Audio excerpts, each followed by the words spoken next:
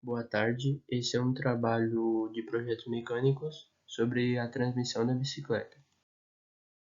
Então, a transmissão da bicicleta tem várias partes, incluindo o cacete, a coroa, a pé de vela, a corrente, o câmbio dianteiro, o passador e o câmbio traseiro. Só que esses três eu não vou citar no slide. Então, o cacete é constituído de várias engrenagens que ficam presas no cubo traseiro. No grupo de massa, de produção em massa, eles podem possuir até 12 engrenagens. Uma maior quantidade de engrenagens resulta numa maior possibilidade de combinação com as coroas, que são de 1 a 3, geralmente.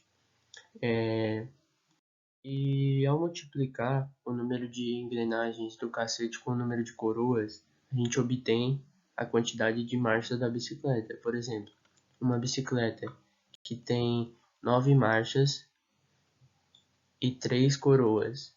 A gente multiplica esses dois valores e tem a quantidade de marchas. Ou seja, nessa bicicleta teria 27 marchas. A pé de vela. A pé de vela são os braços onde ficam presos os pedais e as coroas. Elas podem ter diferentes comprimentos, com variação mais comum entre 160 a 175 milímetros. Então, as coroas são engrenagens presas ao pé de vela, como dito anteriormente. A diferença principal entre elas, além do tamanho, que uma é menor que a outra, é o peso e o material usado. Geralmente é usado aço, alumínio ou uma mistura de carbono com alumínio.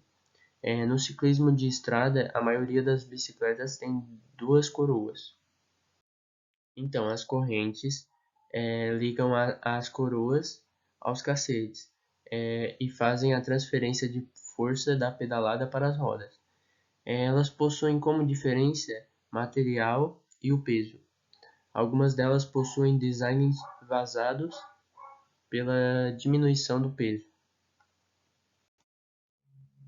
Então, no vídeo que está passando agora, sou eu desmontando a parte de trás do quadro, no caso o cacete da bicicleta, ou seja, o conjunto de engrenagens na parte de trás.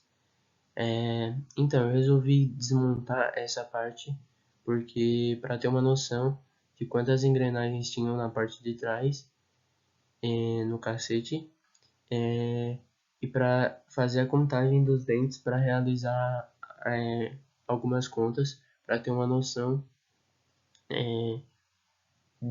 de como a bicicleta pode se sair, de como pode ser a performance dela. É, depois que eu montei, depois eu montei e foi isso. Então, de acordo com o que eu analisei nessa bicicleta, ela possui uma coroa de 34 dentes e um supercog de 42 dentes. Com essa relação, com a divisão entre esses dois números, eu consigo ter uma noção de quanto uma volta na coroa equivale a uma volta na roda, ou seja, quantas voltas na coroa eu preciso dar para completar uma volta inteira na roda. Essa relação dá em média aproximadamente 0,857, ou seja, uma volta na coroa não chega a completar uma volta inteira na roda. Ou seja, precisaria de uma volta e mais um pouquinho na coroa para completar uma volta inteira na roda da bicicleta. Essa relação é um pouco mais pesada que a relação original, que no caso se dá pela coroa menor sobre a coroa maior, as duas coroas dividindo uma pela outra. Essa relação, a relação original, dá aproximadamente 0,705, ou seja, também não chega perto de dar uma volta inteira na roda. Precisaria de uma volta na coroa e mais um pouquinho também. E é basicamente isso. Essas foram as duas continhas para ter uma noção de como pode se dar o desempenho em bicicleta. E esse foi meu trabalho.